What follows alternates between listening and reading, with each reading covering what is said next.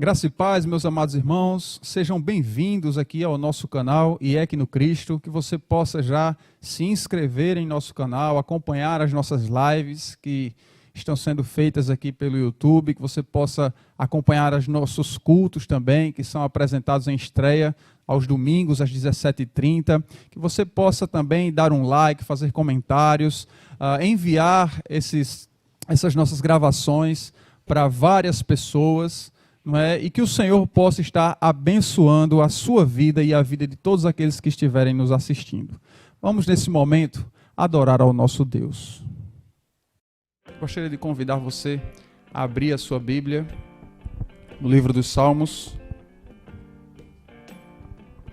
Nós vamos ler o Salmo de número 35 até o verso de número 10.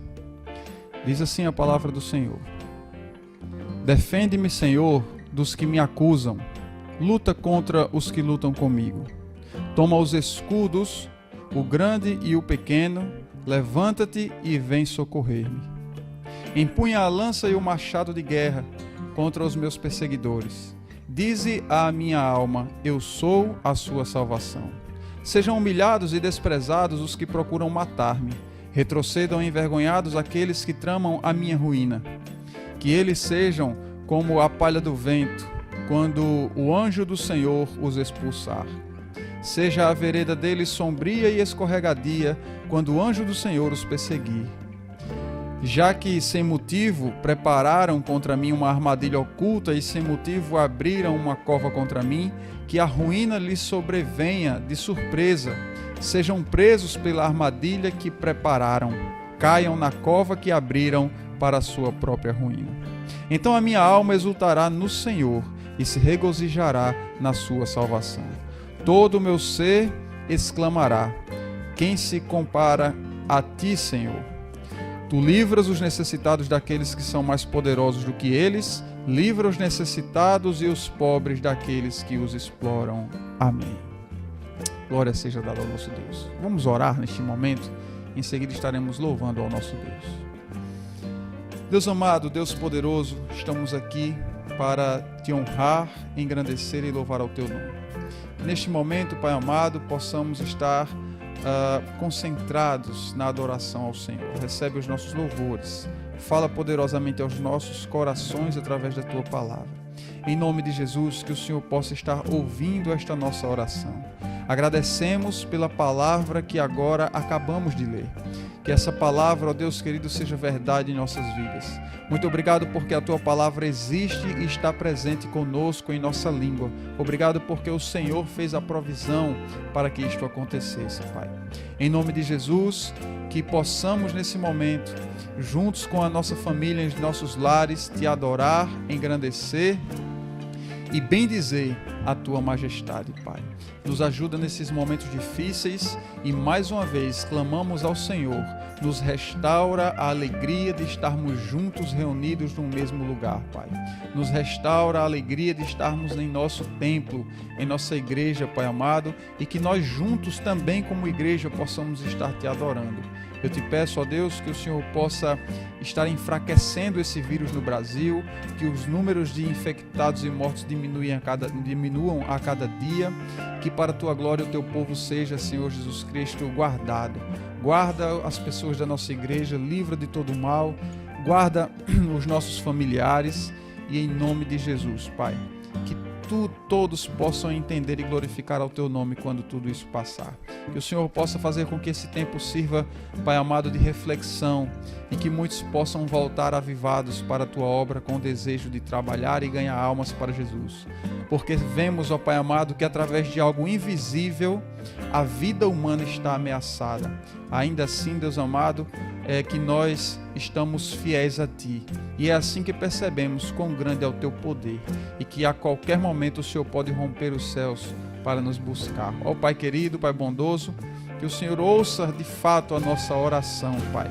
Vai nos lares agora dessas pessoas que estão nos assistindo e em nome de Jesus Cristo dá a elas o conforto e a paz que tanto precisam. Sara aqueles que estão enfermos e que o Teu nome seja glorificado e que eles entendam que é o Teu poder quem está fazendo isso. É assim que te oramos, agradecemos em nome de Jesus. Amém. Vamos louvar ao Senhor com a missionária Thaís. Neste momento, ela estará nos dirigindo em louvor ao nosso Deus. Graça e paz, irmãos. Vamos louvar o Senhor nessa noite com alegria, com palmas, assim como diz na sua palavra. Alegrei-me quando me disseram, vamos à casa do Senhor. Eu me rendo a ti perante os homens, perante tudo. Quero que o universo seja minha testemunha. Vou erguer perante o teu trono minha adoração e levar com ela toda a minha gratidão. Senhor, és o motivo da minha alegria. Diga que Ele é o seu Deus, Deus meu. És o caminho distante do mundo. Vou te alegrar com o meu louvor, eu quero te tocar com o meu amor, poder te abraçar, sentir o teu pulsar, teu coração bater ao meu. Vou te alegrar com o meu louvor, eu quero te tocar com o meu amor, poder te abraçar, sentir o teu pulsar, teu coração bater ao meu. Eu me rendo a ti perante os homens, perante tudo. Quero que o universo seja minha testemunha. Vou erguer perante o teu trono minha adoração e levar com ela toda a minha gratidão. Senhor, és o motivo da minha alegria. Deus meu, és o caminho distante do mundo. Vou te alegrar com o meu louvor, eu quero te tocar com o meu amor, poder te abraçar, sentir o teu pulsar, teu coração bater ao meu. Vou te alegrar com o meu louvor, eu quero te tocar com o meu amor, poder te abraçar, sentir o teu pulsar, teu coração bater ao meu. Diga a Ele nessa noite que você o ama. Te amo, oh, oh, te adoro, oh, me prostro, oh, pra te adorar, te alegrar. Eu te amo, oh, oh, te adoro, oh, eu me prostro, oh, só pra te adorar, te alegrar. Vou te alegrar com o meu louvor, eu quero te tocar com o meu amor, poder te abraçar, sentir o teu pulsar, teu coração bater ao meu.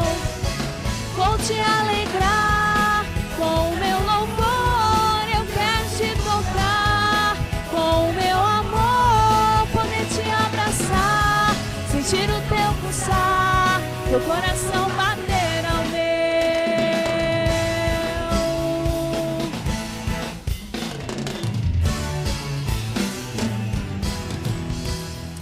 Aleluia.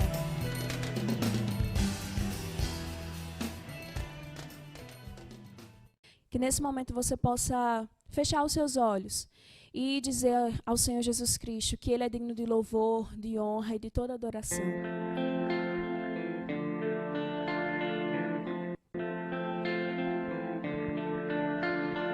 Pai, eu quero te amar, tocar o teu coração e me derramar aos teus pés. Mais perto eu quero estar, Senhor, e te adorar com tudo que sou e te render glória, aleluia, aleluia.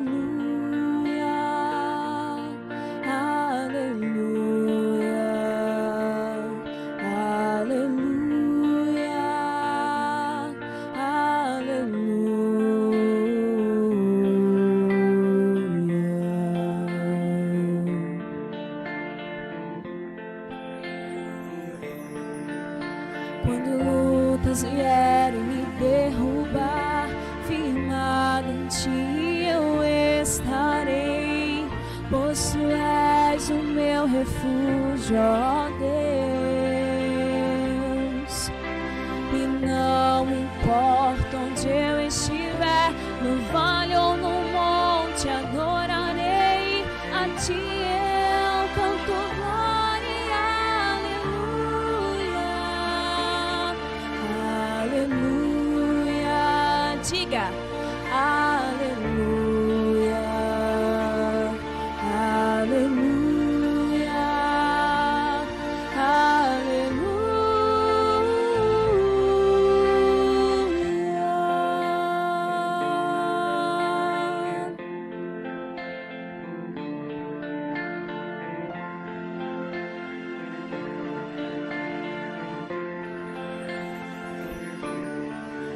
Senhor, preciso do teu olhar, ouvir as batidas do teu coração, me esconder em teus braços, ó Pai.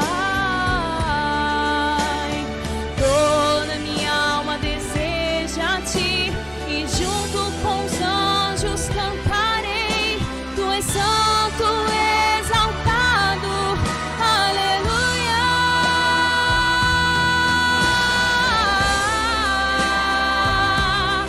aleluia,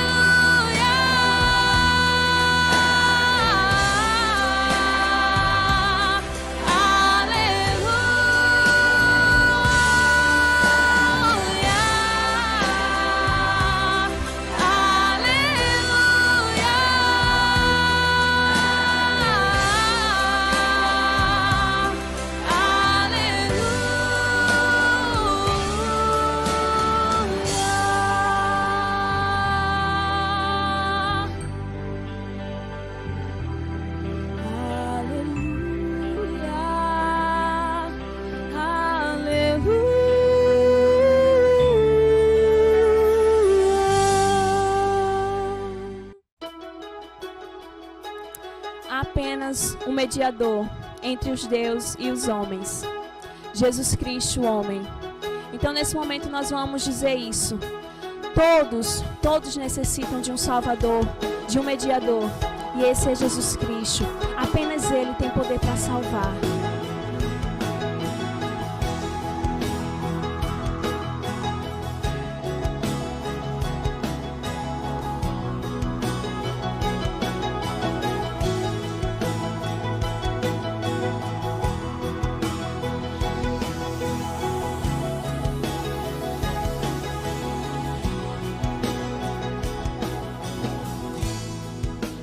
Todos necessitam de um amor perfeito, perdão e compaixão. Todos necessitam de graça e esperança, de um Deus que salva.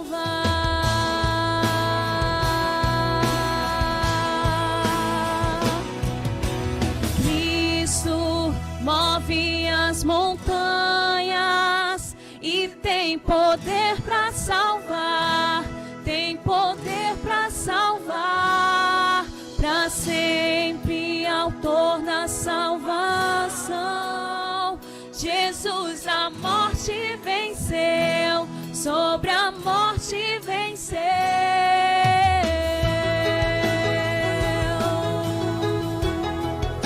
Aleluia, Senhor Jesus Cristo, Tu tens o nome que está acima de todos os nomes. Me aceita com meus medos, falhas e temores. Enche meu viver, a minha vida entrego pra seguir Teus passos. A Ti me rendo.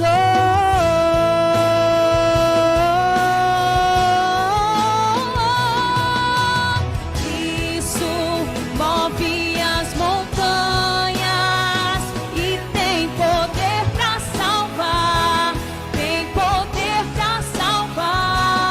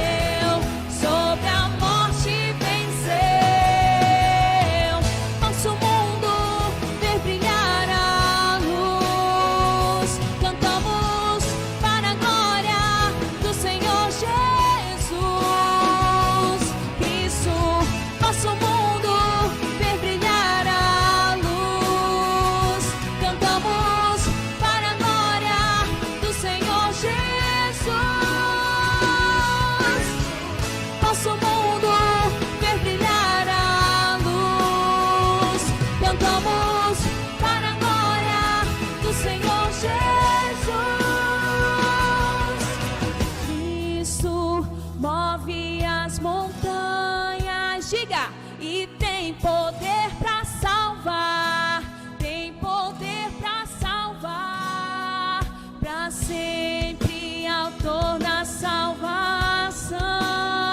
Jesus a morte venceu, sobre a morte venceu. Cristo move as montanhas e tem poder para salvar, tem poder para salvar, para sempre autor da salvação. Jesus a morte venceu, sobre a morte venceu. Ver brilhar a luz, cantamos para a glória do Senhor Jesus. Cristo, nosso mundo, ver brilhar a luz, cantamos para a glória do Senhor Jesus. Nosso mundo, ver brilhar a luz, cantamos para a glória do Senhor Jesus. Nosso mundo, ver brilhar a luz, cantamos para a glória do Senhor Jesus.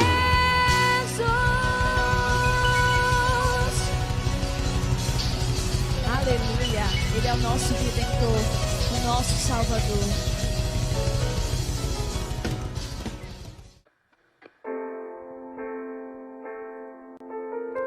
E esse louvor é uma passagem bíblica que se encontra lá no livro de João, capítulo 14. Jesus Cristo, ele vai nos dizer que ele é o caminho, a verdade e a vida, e que não há outro, apenas ele.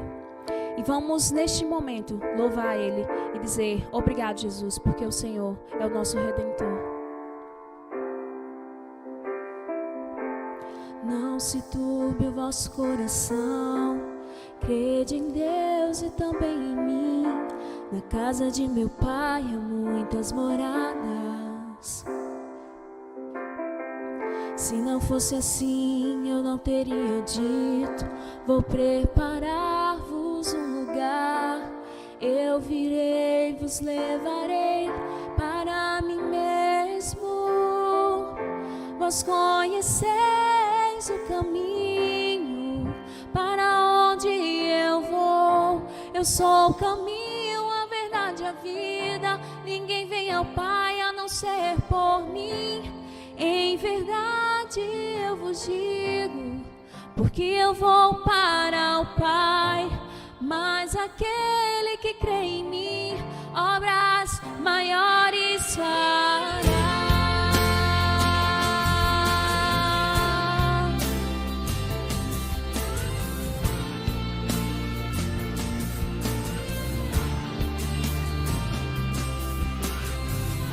Se me amares verdadeiramente, guardareis os meus mandamentos.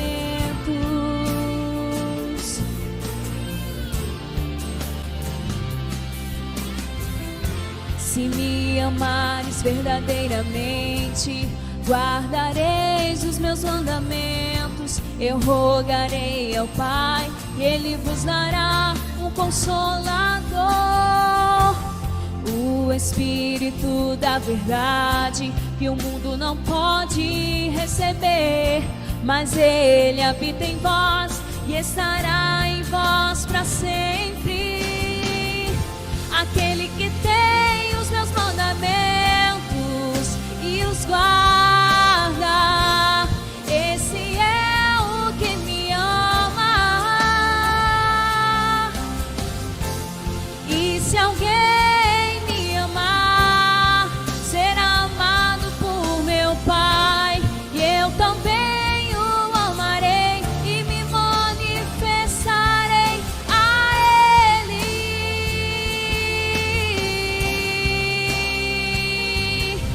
A Ele. Oh, oh, oh.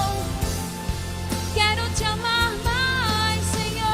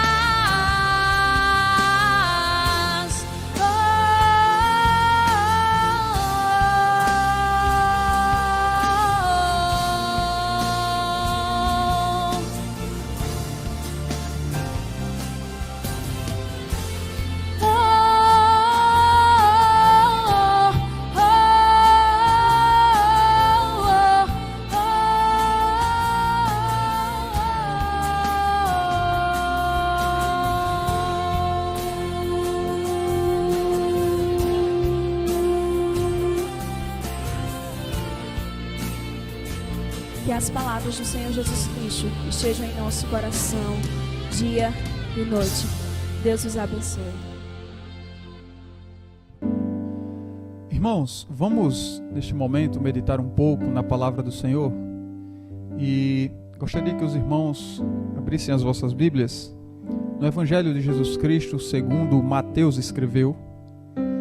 No capítulo de número 7, nós vamos estar meditando hoje no final do Sermão do Monte. Nós demos na igreja o Sermão do Monte, mas nós deixamos aí o finalzinho para que a gente pudesse encerrar em uma das mensagens aqui na gravação. E nós vamos ler a partir do verso de número 13 e vamos ler até o número 29, até o final do capítulo. Diz assim a palavra de Deus, Mateus 7, verso 13. Entrem pela porta estreita, pois larga é a porta e amplo o caminho que leva à perdição. E são muitos os que entram por ela. Como é estreita a porta e apertado o caminho que leva à vida, são poucos os que a encontram. Cuidado com os falsos profetas. Eles vêm a vocês vestidos de peles de ovelhas, mas por dentro são lobos devoradores. Vocês os reconhecerão por seus frutos. Pode alguém colher uvas de um espinheiro ou figos de ervas daninhas? Semelhantemente, toda árvore boa dá frutos bons, mas a árvore ruim dá frutos ruins. A árvore boa não pode dar frutos ruins, nem a árvore ruim pode dar frutos bons. Toda árvore que não produz bons frutos é cortada e lançada ao fogo. Assim, pelos seus frutos vocês os reconhecerão. Nem todo aquele que me diz Senhor, Senhor, entrará no reino dos céus, mas apenas aquele que faz a vontade de meu Pai que está nos céus. Muitos me dirão naquele dia, Senhor, Senhor, não profetizamos em teu nome não expulsamos demônios e não realizamos muitos milagres? Então eu lhes direi claramente, nunca os conheci. Afastem-se de mim vocês que praticam o mal. Portanto, quem ouve as minhas palavras e as pratica é como um homem prudente que construiu a sua casa sobre a rocha. Caiu a chuva, transbordaram os rios, sopraram os ventos e deram contra aquela casa, e ela não caiu, porque tinha seus alicerces na rocha. Mas quem ouve estas minhas palavras e não as pratica é como um insensato que construiu a sua casa sobre a areia. Caiu a chuva, transbordaram os rios, sopraram os ventos e deram contra aquela casa, e ela caiu. E foi grande a sua queda. Quando Jesus acabou de dizer essas coisas, as multidões estavam maravilhadas com o seu ensino, porque ele as ensinava como quem tem autoridade e não como os mestres da lei. Amém. Vamos orar, irmãos. Pai querido, Pai bondoso, neste momento rogamos as tuas misericórdias. Eu te peço, Pai, que o Senhor me use, apesar, Senhor amado, das minhas falhas e fraquezas. Eu te rogo, Senhor, humildemente neste momento, que o Senhor venha utilizar a minha vida como um canal da tua palavra, das tuas verdades e do teu poder. Que neste momento, Senhor, o Senhor possa falar poderosamente.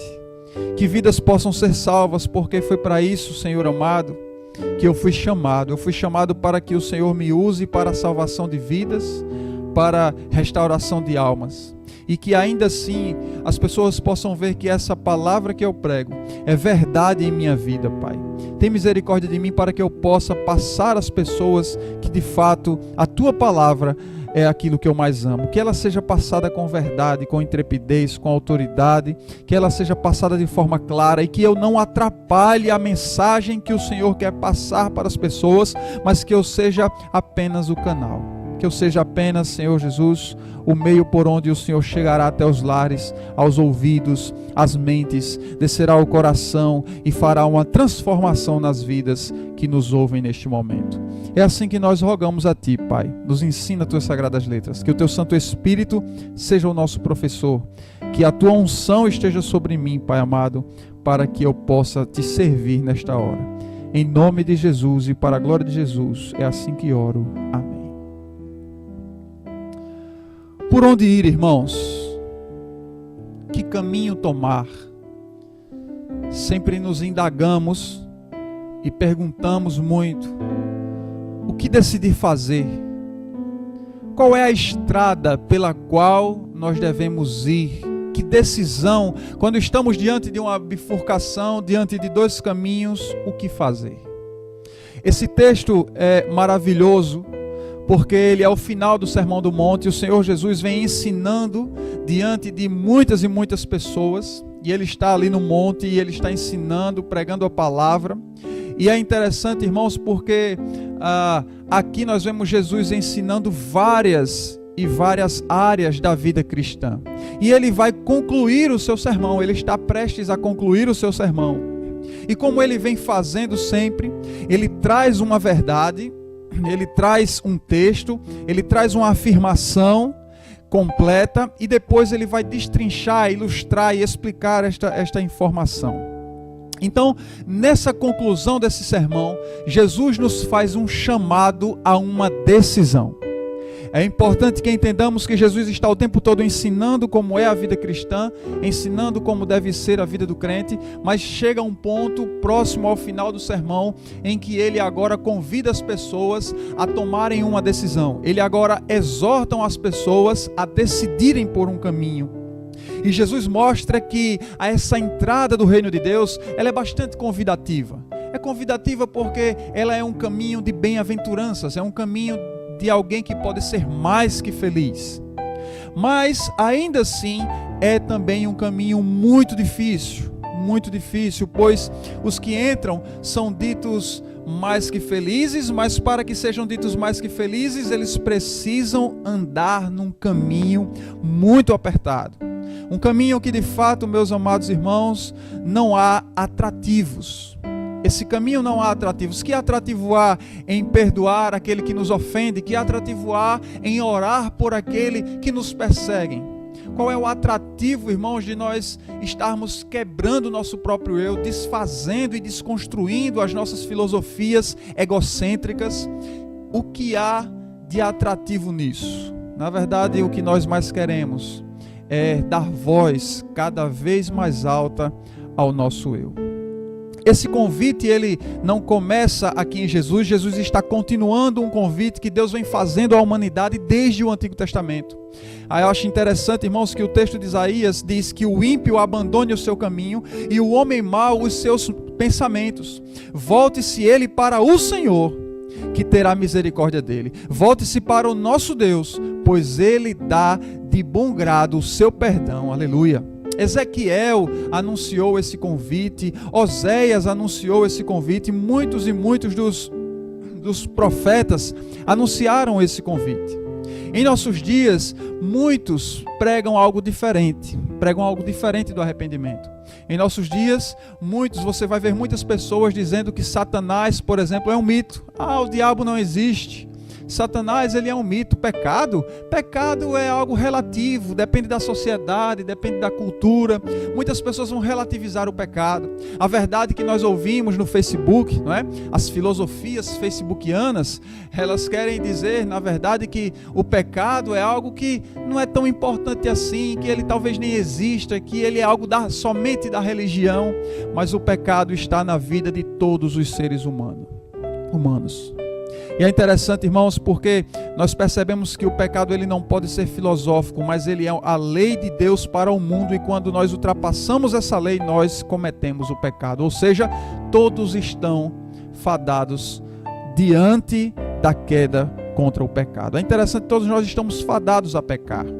E muitas pessoas vão dizer não só apenas que Satanás é um mito, que ele não existe, que o pecado é relativo, mas vão dizer que não existe inferno, que o inferno é aqui. Algumas pessoas vão dizer que o inferno é aqui, algumas pessoas vão dizer que não existe, não é? Que simplesmente a gente vem do nada e para o nada vai. E algumas pessoas não entendem de fato que todos nós iremos trilhar um caminho e que esses caminhos têm sim destino. Muitas pessoas pregam que a porta é larga, que o caminho é espaçoso. Quantos e quantos pregadores estão hoje enlarguecendo as portas do Evangelho e querem dizer que as pessoas são crentes simplesmente porque chegaram na igreja, simplesmente porque elas adentraram, levantaram a mão e aí dizem você já é crente, e a partir daí já estão agregadas ao rol de membros, e então daí para frente dizem a eles que o caminho é largo, mostram que você vai ter todas as coisas, que você vai ter carro, casa, que de agora em diante todos os seus boletos serão pagos. Mas a gente começa a perceber que essa não deve ser a pregação do Evangelho. Tem muitos e muitos pregadores hoje que pregam o Evangelho de porta larga e de caminho espaçoso, quando o dono do Evangelho, o próprio Evangelho, Jesus, disse-nos que a porta do seu reino é estreita, disse-nos que o caminho é apertado. Então muitos pregadores estão dizendo, se você vier para cá, suas contas serão pagas, você terá o seu casamento, a sua família vai andar tudo bem, você não enfrentará mais problemas. E nessa pregação muitos têm ido ao Evangelho de maneira enganada. Daí os crentes chegam à conclusão que após passar pela porta não há mais nada o que fazer nessa vida, que não há mais sofrimento, pare de sofrer. Essa é a mensagem de muitas igrejas por aí, é uma mensagem mentirosa. Irmãos, eu quero dizer para você que sim, no caminho do Senhor, ainda que seja apertado, o Senhor vai sim nos dar momentos de alegria. Mas eu quero dizer para você que foi o próprio Senhor que disse que o caminho é apertado, não é fácil. Muitas pessoas acham que estão salvas só por isso, porque levantaram a mão, foram lá na frente, ainda que a vida continue mundana. Muitas pessoas estão dentro da igreja, mas a vida está vazia. E a gente não percebe na vida dessas pessoas a obra da fé. Elas pensam que agora vão prosperar e ter, e se preocupam cada vez menos com o ser, que é o que Jesus vem pregando desde o início do sermão. Bem-aventurados os que são misericordiosos, bem-aventurados os que são famintos, bem-aventurados são. Ele está sempre repetindo que a importância não é ter, o importante é ser alguém que possa se parecer com Cristo, é ser como Cristo. Na verdade, a riqueza do Evangelho não está no ter, nunca esteve no ter. A riqueza do Evangelho, meus amados irmãos, está no ser. E Jesus Cristo vem pregando isso desde o início. Mas a pregação da porta larga, ela vai fazer com que a gente se sinta atraído em ter cada vez mais coisas. Ainda que a vida continue mundana e sem fé, as pessoas pensam que estão num verdadeiro Evangelho. Pensam que agora serão donas de todas as coisas. Nesse quadro que Jesus Cristo monta, nós percebemos aqui que existem duas multidões. Ele disse que a multidão do caminho largo é bem maior, a multidão do caminho estreito é menor, mas existem duas multidões. E Jesus monta aqui um quadro de duas multidões, duas portas, dois caminhos e dois destinos. E é interessante que, por mais que nós tentemos imaginar aqui um quadro geográfico em nossa mente, a mensagem que Jesus Cristo quer trazer para nós não é uma mensagem geográfica, mas Jesus quer trazer uma mensagem espiritual, uma imagem espiritual. Porque, veja, é possível que pessoas estejam em caminhos diferentes, mas frequentem o mesmo lugar geográfico. É possível que alguém em nossa igreja, é possível que existam pessoas em nossa igreja que, mesmo frequentando a igreja, todas estão no mesmo lugar, frequentando a mesma igreja, porém, algumas estão no caminho largo e outras estão no caminho estreito. É possível estar na mesma igreja e não estar no caminho estreito, apertado. É possível estar na mesma igreja e não ter entrado pela porta estreita. É possível estar na mesma igreja e não chegar ao mesmo destino. É isso que Jesus Cristo quer nos ensinar. A imagem aqui não é geograficamente separada, mas é uma imagem para que de forma espiritual, de forma aqui simbólica, entendamos que independente da geografia, as pessoas podem estar em uma condição de vida espiritual, ou do caminho largo, ou do caminho estreito. E Jesus, ele diz que uma decisão precisa ser tomada. É preciso tomar uma decisão, é preciso ter atitude, é preciso de fato ser movido. E Jesus auxilia nessa decisão, Jesus aconselha, Jesus adverte, Jesus traz uma alta advertência e ele diz: entrem pela porta estreita. Entrem pela porta estreita. E quando Jesus termina esse cenário, ele vai mostrar o que é que acontece nesses dois caminhos. Ele vai nos mostrar o que é que acontece quando a gente entra pela porta larga e quando a gente caminha pelo caminho espaçoso. E ele vai mostrar também o que é que acontece em suas ilustrações seguintes, a partir do verso 15. O que é que acontece com aqueles que entram pela porta estreita e andam num caminho apertado. Nestes caminhos, irmãos, nós vemos dos versos 15 ao 20, nós vemos que nestes caminhos existem verdadeira e falsa adoração. No caminho largo há uma falsa adoração. No caminho apertado há uma verdadeira adoração. E Jesus Cristo vai trazer aqui algumas orientações para nós não nos enganarmos, para nós entendermos qual é o caminho em qual estamos e para nós entendermos em qual caminho devemos seguir. E aqui a gente vai avaliar a nossa própria vida. Ele começa a falar no verso de número 15, acompanhe comigo na sua Bíblia. Ele diz: cuidado com os falsos profetas, eles vêm a vocês vestidos de peles de ovelhas, mas por dentro são lobos devoradores. Bastante interessante que o devorador, irmão, ele vem com pele de ovelha. Ele dirá e fará coisas de bom pastor. Preste atenção, você não vai perceber de cara que ele é um lobo. A pessoa que é um falso profeta, que ele ensina errado, ele vai mostrar para você o caminho largo, a porta larga. Ele vai mostrar coisas muito boas apenas. Ele não vai falar do seu pecado, ele não vai dizer que você está errado e precisa de arrependimento. Ele vai dizer que o amor te abraça assim como você é, e isso é verdade, porém, ele não deixará claro que é necessário arrepender-se. E é interessante que ele vem para devorar. Veja o que a Bíblia diz, que esse falso profeta ele vem para devorar, mas ele é um lobo, na verdade, com peles de ovelhas. E aqui a gente precisa ter cuidado, porque como eu disse, ele vai fazer coisas que um pastor verdadeiro faz. Ele vai dizer coisas que um pastor verdadeiro diz. Mas o seu fim é ele próprio. Na verdade, você pensa que ele está sendo altruísta, mas o que ele quer é a glória própria, é a recompensa, é o retorno. Ele quer, na verdade, é se beneficiar da sua vida e das vidas das ovelhas. Ele quer a lã das ovelhas para si e ele quer que as ovelhas vivam para ele. Mas o fim dele nunca é glorificar ao Senhor. Ele vai trazer palavras massageadoras. Sim, às vezes o pastor verdadeiro, o verdadeiro profeta, o verdadeiro mestre, ele vai trazer palavras que massageiam, porque às vezes as ovelhas elas precisam ser massageadas. As ovelhas precisam às vezes de palavras brandas. Às vezes as ovelhas precisam de abraços acolhedores. E o falso mestre faz a mesma coisa vestido em pele de ovelha. Ele traz um abraço acolhedor. Ele traz um olhar de misericórdia, assim como o pastor. Então você não vai identificar um falso mestre, um falso ensinamento por coisas erradas e horríveis que alguém venha dizer. Não. O lobo em pele de ovelhas, ele não vai dizer coisas horríveis.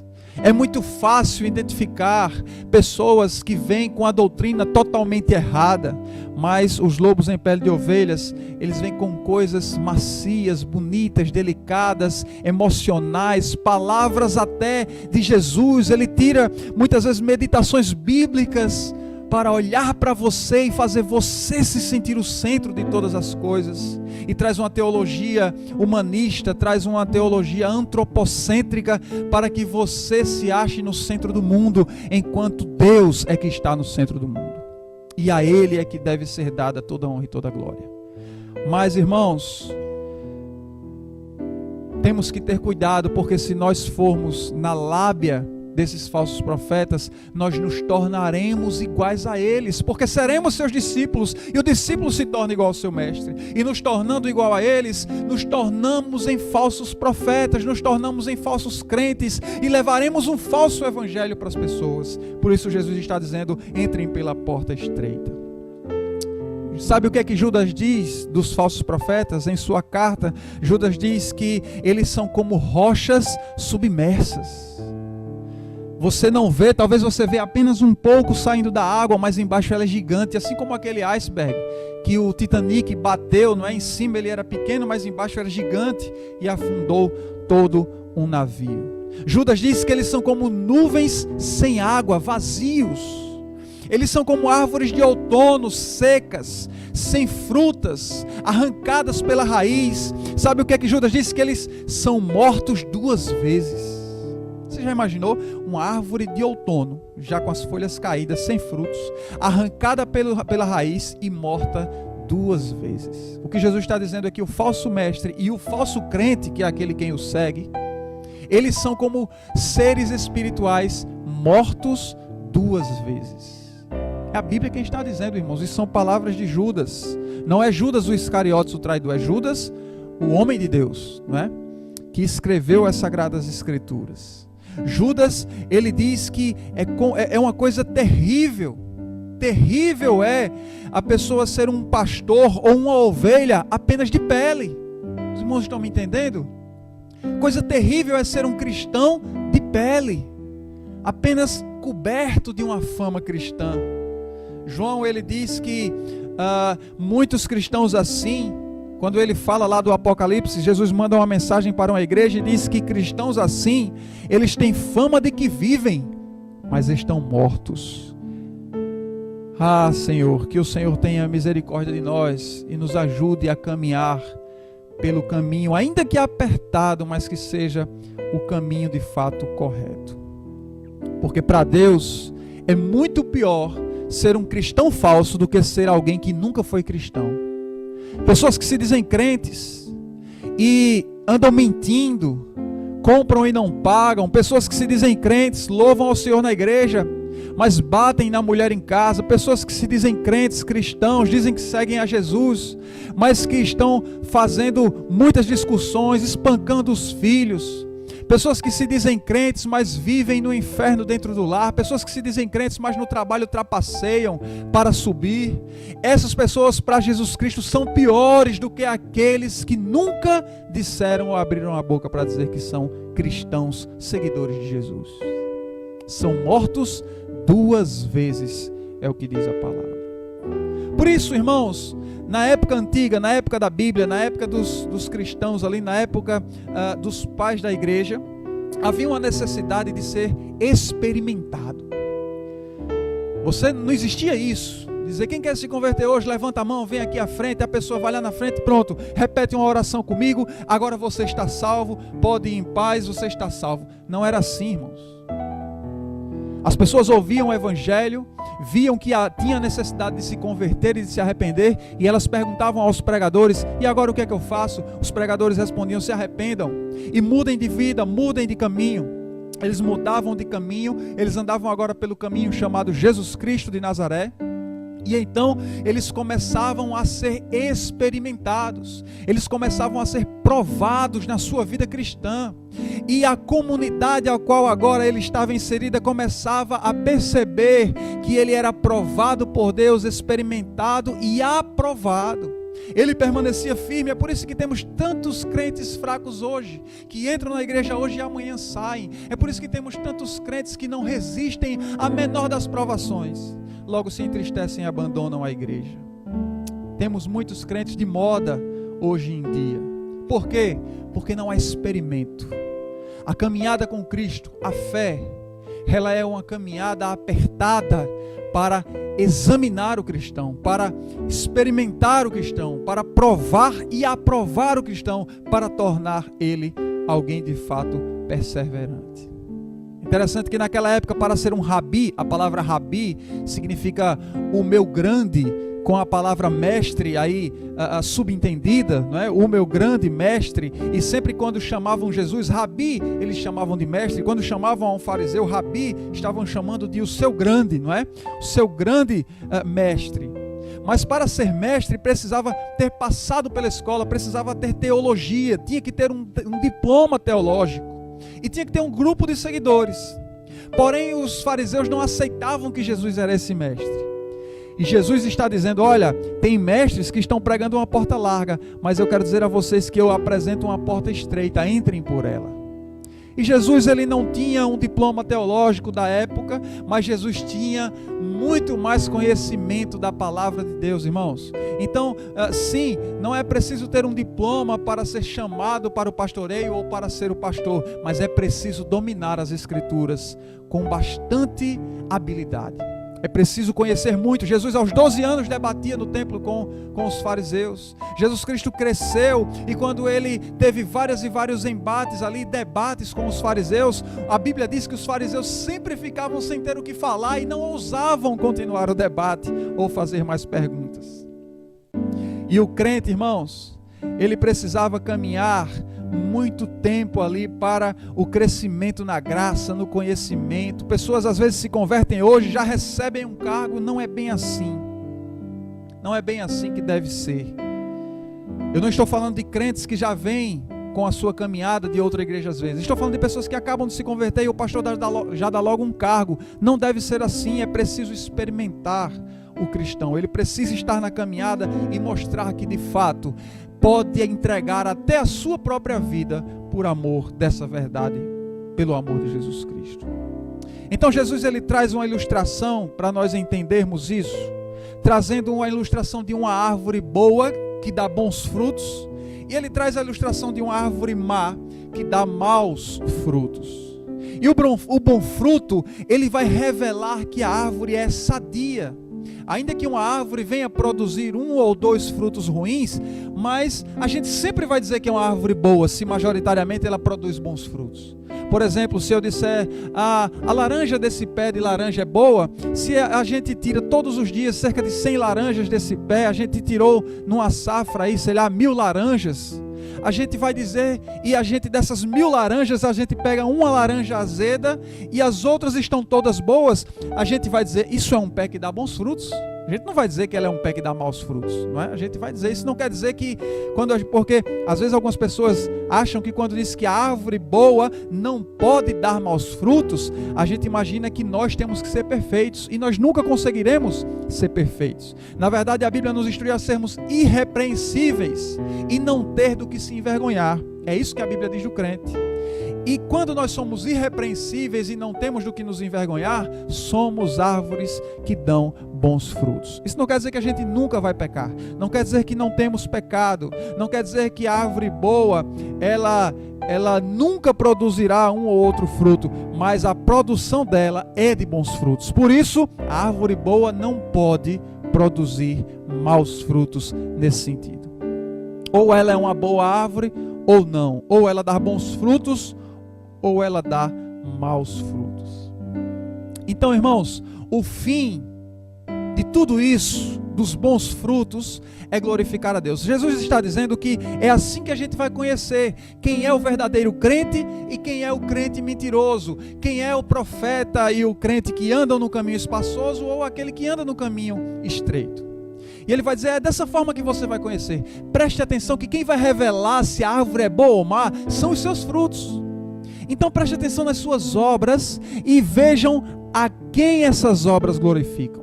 É interessante, irmãos, porque muitos pastores muitas vezes querem que as obras que ele faz, as pregações, tudo aponte para ele. Mas tanto o crente quanto o pastor precisam ser uma seta. Isso mesmo. Precisam ser como uma seta. Você já prestou atenção que você, quando olha para a seta, você logo tira a visão dela? Já prestou atenção nisso? você olha para a seta, logo você tira a visão dela. Por quê? Porque você vai olhar para onde ela está apontando. Se você olha para uma seta e ela aponta para cima, você não fica olhando para a seta. Quando você vê, o que é que você faz? Você muda a cabeça para onde a seta está apontando. Se você olha para a seta e ela está apontando para a direita, o que é que você faz? Você logo muda a sua visão para a direita. Assim devemos ser nós, uma seta que aponta para Jesus Cristo de Nazaré. Quando as pessoas olham para nós, rapidamente elas precisam perceber que estamos apontando para Cristo, que estamos direcionando-as para Cristo. Estamos em nossa vida diária mostrando que imitar a Cristo é a solução, mostrando que seguir a Cristo é a solução, que andar nesse caminho apertado e chegar ao destino final é a solução. Todos os cristãos e pastores precisam ser como seta. Precisamos olhar para eles e não ver a glória neles, mas ver que as suas obras apontam para o Senhor Jesus. Aleluia, meus amados. Assim a gente conhece, assim a gente vai conhecendo. Com o tempo a gente vai conhecendo qual é a árvore boa, qual é a árvore má, para quem as suas obras apontam. Com o tempo a gente vai experimentando as pessoas e com o tempo elas vão mostrando quem elas são. E se elas apontam para Cristo, elas são boas árvores. E Jesus diz, já a árvore má é diferente. A árvore má, quando você olha para ela, ela aponta para si própria. A árvore má, ela vai revelar através dos seus maus frutos que ela é uma árvore doentia. Lá em Mateus capítulo 24, verso 28, Jesus diz que aonde estiver o cadáver, ali se ajuntarão os abutres. E eu me lembro muito quando eu leio esse texto da mulher adúltera. Lembra do texto da mulher adúltera? Olha o que é que acontece. Os fariseus vêm com a mulher adúltera, lançam ela lá no meio, e o que é que acontece? Quando eles estão ali para apedrejá-la, o mal de quem está sendo revelado nessa figura? Não é o mal da adúltera, porque todo mundo já sabia que ela era adúltera, todo mundo já sabia que ela tinha pecado, não havia mais o que se revelar aqui. Mas quando Jesus diz, aquele que tiver pecado, atire a primeira pedra, quem é que se revela? A maldade de quem é revelada? Qual é a árvore que mostra maus frutos nesse momento, irmãos? É a maldade do coração de todos aqueles que estavam com pedras nas mãos e de todos aqueles que trouxeram ela ali para ser apedrejada. Aonde está o cadáver? Por que cadáver, irmãos? Porque uma pessoa que pecou já está como um cadáver, as pessoas já sabem, ela já está revelada, todo mundo já sabe que ela pecou, que ela errou, ela está ali humilhada. Mas onde está alguém humilhado, morto em delitos e pecados como um cadáver? Aonde está esse alguém? Os abutres sentem o cheiro de sangue, que para eles é o pecado, e eles sentem o cheiro de pecado e eles querem apedrejar, e por isso ela os atrai e eles chegam em volta. Então, aonde está o cadáver? Aí se ajuntam os abutres. A maldade de abutre, de urubu que há no coração dos falsos mestres vão se revelar sem que eles esperem, quando eles menos esperam. Carson, comentando esse texto que nós estamos comentando da árvore boa e da árvore má, ele diz, de longe os pequenos bagos escuros de amora preta podem ser confundidos com uvas, e as flores de determinados cardos podem enganar e fazer pensar que figos estão crescendo, mas nenhum deles engana por muito tempo. Nenhum deles engana por muito tempo. O mesmo acontece com as pessoas, assim como acontece com as árvores. Jesus Cristo está querendo dizer, acontece com você, acontece comigo. Se não formos crentes verdadeiros, a nossa pele de ovelha cairá e o lobo que há dentro se revelará, e os maus frutos é que vão fazer com que nós entendamos tudo isso. No caminho estreito, irmãos, no caminho estreito, nós vamos percebendo que as obras das pessoas, das árvores que dão bons frutos, vão revelando as árvores, vão glorificando a Deus, vão mostrando que essas árvores vivem para a glória de Deus. No caminho largo e espaçoso, essas árvores vão revelar que elas vivem para si próprias, que as suas obras adoram a si mesmo, ainda que pareçam obras altruístas. No caminho estreito nós vivemos uma adoração verdadeira, porque é neste caminho que não há espaço para mais nada, apenas para uma adoração verdadeira. Não há espaço para trazermos conosco mentira, falsidade. No espaço estreito só há espaço para a verdade de quem nós somos em Cristo Jesus. Aleluia. Sim, nesse caminho estreito existem momentos em que caímos, em que tropeçamos, mas a mão do Senhor sempre estará lá nos levantando. Louvado seja Deus. Se você está caído neste momento, eu não sei aonde você está ouvindo esta mensagem, mas se você está caído neste momento, saiba que ao seu lado está a mão do Mestre. O Senhor busca adoradores verdadeiros, e é no caminho estreito que Ele encontra esses adoradores. É no caminho estreito que Ele encontra a sua vida. Ainda que você esteja com dificuldade, é no caminho estreito que Ele te encontra. Ainda que você esteja enfermo, Ele te encontra nesse caminho. Ainda que você esteja passando por grandes dificuldades, ainda que você esteja passando por perseguição, é nesse caminho estreito que o Senhor te encontra, te levanta, te dá vitória, te faz conduzir, te dá graça para conseguir ali, meu amigo e minha amiga, suportar as aflições do dia mau, e Ele te faz vencer e te leva até o destino final. Aleluia. É lá que Ele nos encontra. É lá no caminho estreito que Ele te encontra. No caminho espaçoso Ele não vai, porque Ele não nos mandou entrar lá. Mas é no caminho estreito que Jesus Cristo vai conosco ao nosso lado. Em segundo lugar, nesse caminho, nós vimos agora que nesse caminho nós vimos que existe uma verdadeira adoração e uma falsa adoração. E aí vem essa ilustração das árvores, mostrando aí os falsos crentes e falsos mestres. E agora Jesus Cristo mostra que há também uma verdadeira e uma falsa justificação, a partir dos versos 21 a 23, olha só o que diz a palavra. Nem todo aquele que me diz Senhor, Senhor, entrará no reino dos céus, mas apenas aquele que faz a vontade de meu Pai que está nos céus.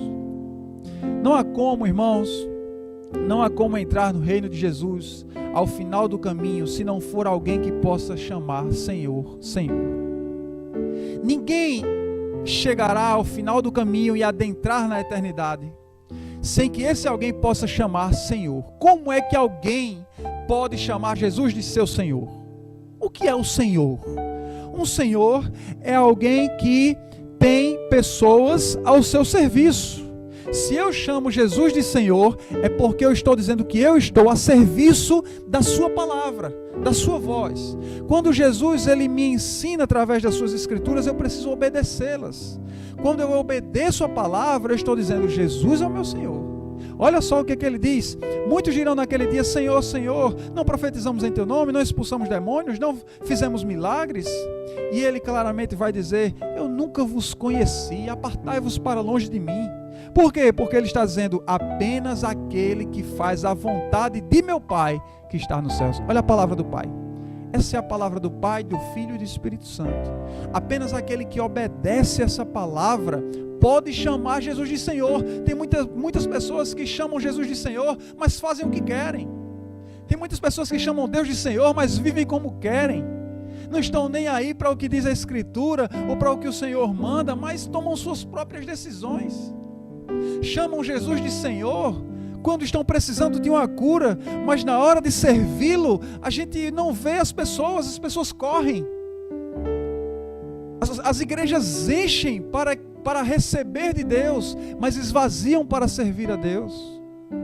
Quando você prega um evangelho de bênçãos, a igreja enche. Quando você prega um evangelho de servidão, a igreja esvazia. Mas como chamá-lo de Senhor, se Ele não manda em mim? Se eu não me coloco debaixo das suas ordens para servir a Cristo, servir a igreja? Pois é, meus amados, não há como entrar nos céus se você não puder dizer Senhor, Senhor. Nenhuma das pessoas que não podem chamar a Jesus de Senhor entrarão nos céus. Nenhuma. Todas elas estarão no caminho largo. E eu quero dizer ainda mais. Dentro das pessoas, do grupo de pessoas que chamam Jesus de Senhor, ainda existem pessoas que não têm Jesus como Senhor, chamam apenas da boca para fora. Olha só que interessante. há um grande grupo que não chama Jesus de Senhor. Desse grupo, ninguém vai para o céu, ninguém chega ao final do caminho e ninguém está no caminho estreito. Do grupo dos que chamam Jesus de Senhor, uma parte chama de verdade, outra chama de mentira. São os falsos religiosos. São os que dizem que são cristãos, mas não são, como nós vimos no ponto anterior. Então veja, irmãos, como de fato a porta é estreita. Porque ficam de fora um grande número de pessoas que não podem chamar Jesus de Senhor porque não são seus servos e não querem ser. E dentro dos que chamam Jesus ainda tem uma grande parte que chamam em falsidade e em mentira. E que na verdade poucos estarão de fato e de verdade no caminho estreito. Poucos chamam Jesus de Senhor e o têm como Senhor no dia a dia da sua vida. Todos quantos não chamam Jesus de Senhor não entrarão na eternidade. Quando clamam Senhor, o fazem muitas vezes com um temor lá no final. Quando Jesus Cristo chamar a todos e chegar o dia do grande juízo, quando eles disserem Senhor, Senhor, em teu nome nós expulsamos demônio, nesse momento eles estarão fazendo isso com um temor maior do que aquele que eles fizeram durante toda a vida, mas agora é tarde demais. E a Bíblia diz que Jesus mandará separar as filas, e a partir daí já haverá um grande sofrimento. O sofrimento começa quando no final do caminho Jesus separa as filas e diz, para cá as ovelhas verdadeiras, para cá os lobos vestidos de pele de ovelhas, para cá o trigo, não é assim que a Bíblia diz? E para cá o joio, a palha, e a Bíblia diz que será lançado no fogo. Esse fogo simboliza uma eterna e ardente destruição da parte de Deus e sofrimento. Esse fogo é o que simboliza o inferno, as dores e os tormentos que a alma sofrerá eternamente. E eles sabem em qual das filas eles se encaixam. Isso é o mais interessante de tudo. Cada pessoa sabe aonde se encaixa. Você que está me ouvindo neste momento, você sabe em que fila você se encaixa.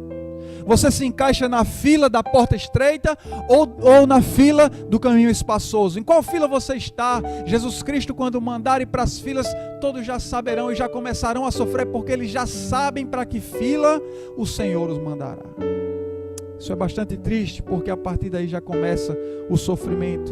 Como eu disse, Jesus Cristo não fala apenas de duas portas e dois caminhos, mas ele fala de dois destinos, céu e inferno. Jesus pregou sobre céu e inferno durante todo o seu caminho aqui na terra. E agora já é hora tarde, quando chegar no dia do juízo final, será tarde para se arrepender. A chance é agora, a chance é nessa vida. É possível sim, como diz aqui, em teu nome expulsamos demônios, fizemos milagre. É possível que alguém consiga curar um aleijado em nome de Jesus, mas isso mesmo que ele diga em nome de Jesus, ele pode estar fazendo pelo poder de Satanás. É possível que isso aconteça. Muitos irmãos me perguntam, mas pastor, como é que aqueles pastores são tão mentirosos, mas às vezes de fato acontece cura? Como é que aqueles pastores são falsos profetas e acontece cura? Como é que aquela pessoa, aquele mestre, aquele líder religioso fala isso e aquilo e acontece uma cura? Como é que isso acontece? Olha o que a Bíblia está dizendo. É possível que isso aconteça pelo poder do maligno. A Bíblia diz que Satanás, o diabo, ele pode fazer maravilhas, prodígios, milagres para enganar a você, para enganar o cristão, para enganar o ímpio, para enganar as pessoas. Ele pode fazer isso, é a Bíblia que está dizendo, mas ainda assim, pelos frutos a gente conhece.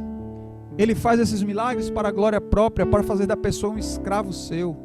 É para isso que ele faz, para que você se torne servo dele e não de Cristo. É por isso que Paulo dizia ser de meus imitadores como eu sou de Cristo, porque Paulo era uma seta, assim como nós dissemos anteriormente.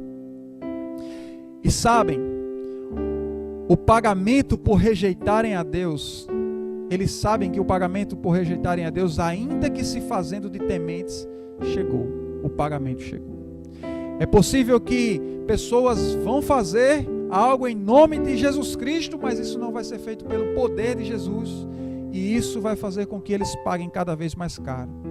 Jesus mostra que erradamente muitos pensarão que as suas obras seriam suficientes, se banhadas à ilusão da piedade, do amor, não é? Banhadas à ilusão. Em teu nome, Senhor. Mas Jesus não se deixa enganar.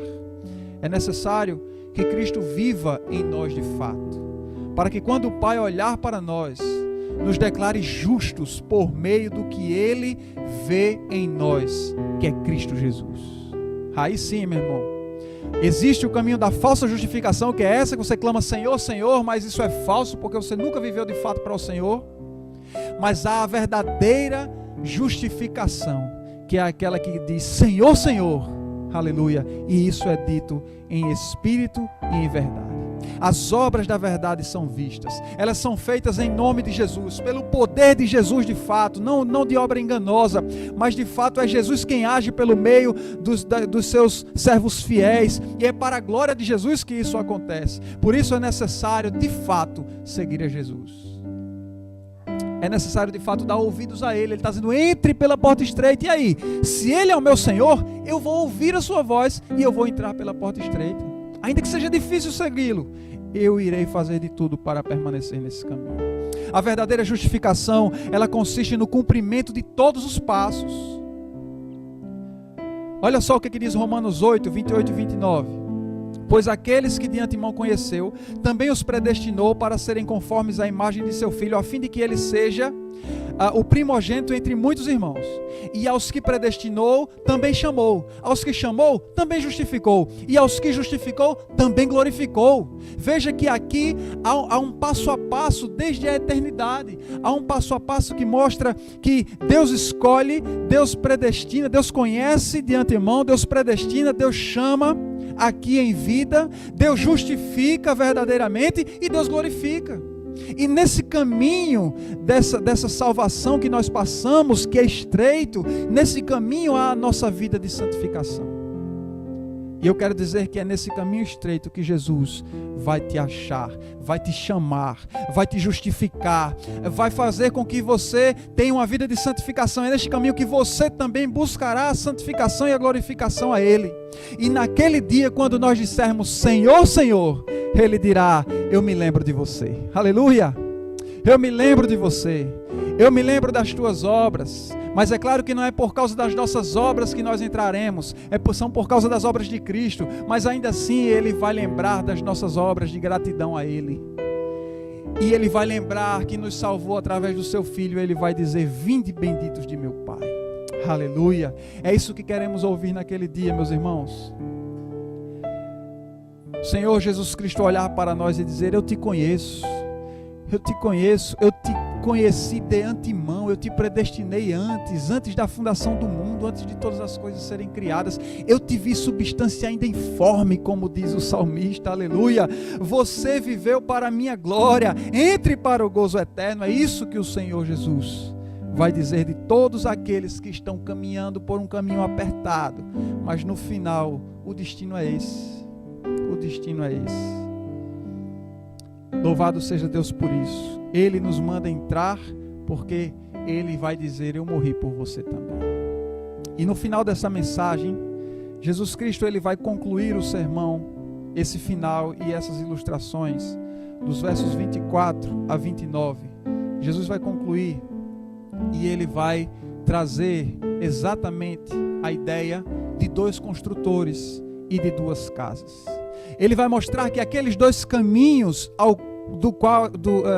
aqueles dois caminhos aos quais ele citou no início, eles são um caminho longo, não é? Para se chegar lá. É por isso que a Bíblia diz, aquele que perseverar até o fim será salvo, mas isso não quer dizer que haverá alguém que não vai perseverar. Se você está no caminho estreito, o Senhor está contigo e Ele te levará até o destino final, ainda que seja difícil.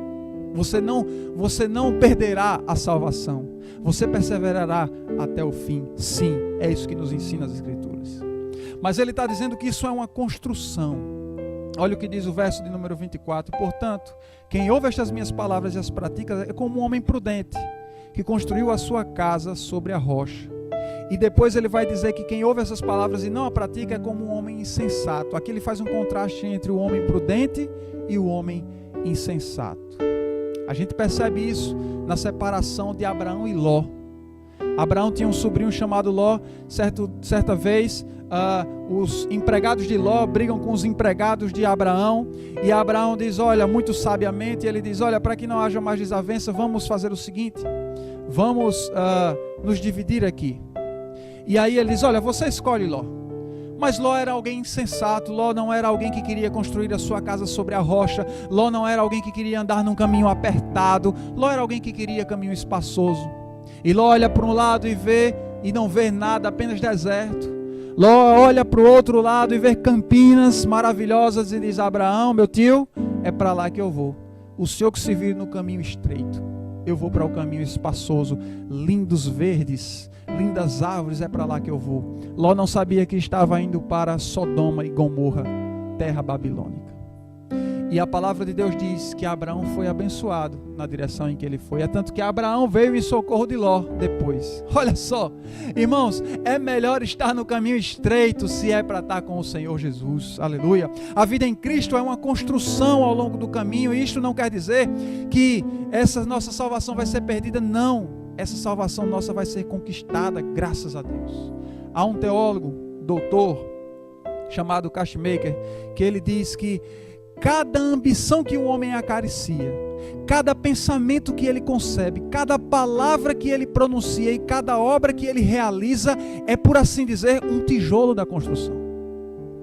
Cada obra que fazemos, cada pensamento, cada escolha é uma obra nessa construção, nesse caminho que vivemos. Aonde estamos construindo a nossa casa? No reino dos céus ou aqui na terra? Para onde estão voltados os nossos desejos, os nossos olhares?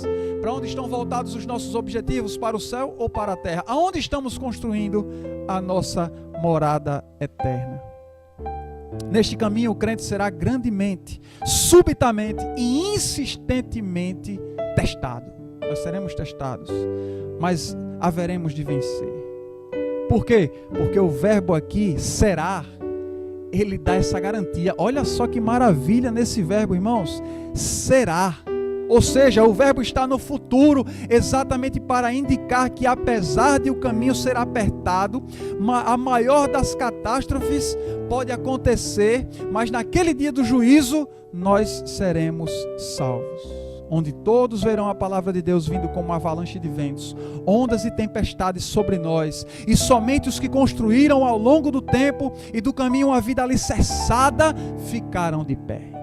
Naquele dia, meus irmãos, só ficarão de pé, só não serão destruídos pela ira de Deus, aqueles que podem chamar o Senhor Jesus de meu Senhor, aqueles que durante a caminhada construíram uma casa perante a rocha, que não é outro senão o próprio Senhor Jesus. A autoridade de Jesus era tão grande, irmãos, tão grande, que eles ficaram admirados, eles ficaram perplexos, eles viram que a palavra de Jesus era totalmente diferente da dos fariseus, e quando Jesus está terminando de pregar e termina de pregar, eles dizem, que palavras são estas, que autoridade é esta, quem é este que fala com autoridade e não como os fariseus, que são vestidos de peles de ovelhas.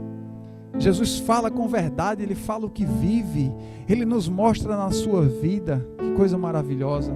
Ele é diferente dos fariseus e escribas. Ele não precisava dizer, nem como os profetas que eram homens de Deus, mas ele não precisava dizer como os profetas. Os profetas diziam, assim diz o Senhor, mas Jesus dizia, eu porém vos digo, aleluia.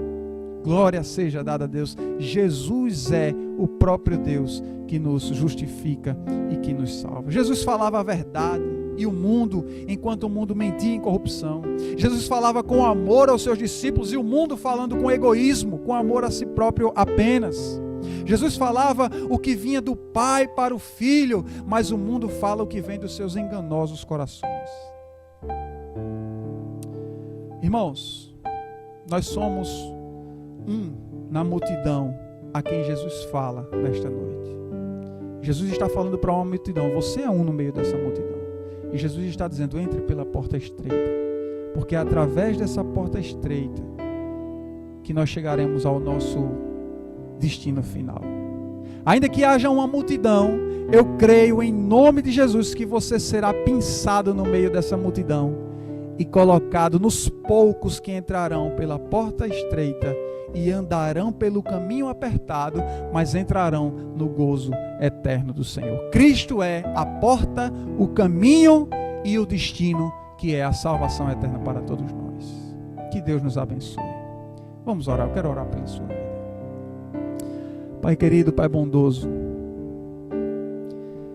Eu creio que Tu falaste nesta noite, neste momento, através desse vídeo, a alguém, Pai.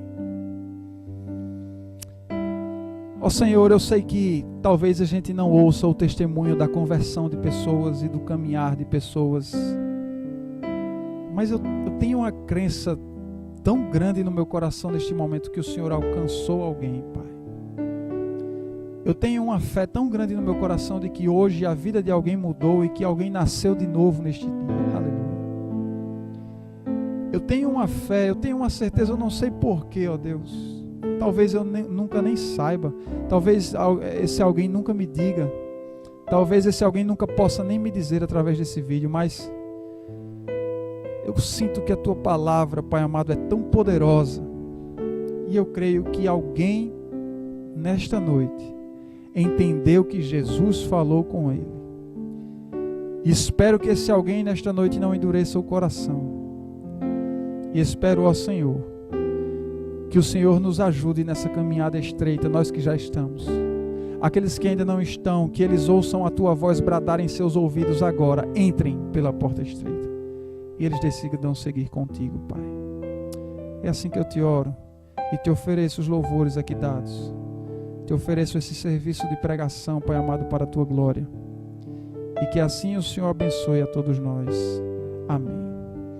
Que a graça do nosso Senhor e Salvador Jesus Cristo, que o amor de Deus, que é o nosso eterno Pai, a comunhão e as consolações do Espírito Santo, seja com todo o povo de Deus hoje e para sempre. Amém.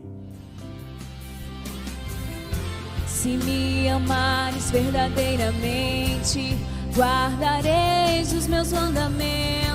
Eu rogarei ao Pai e Ele vos dará um Consolador,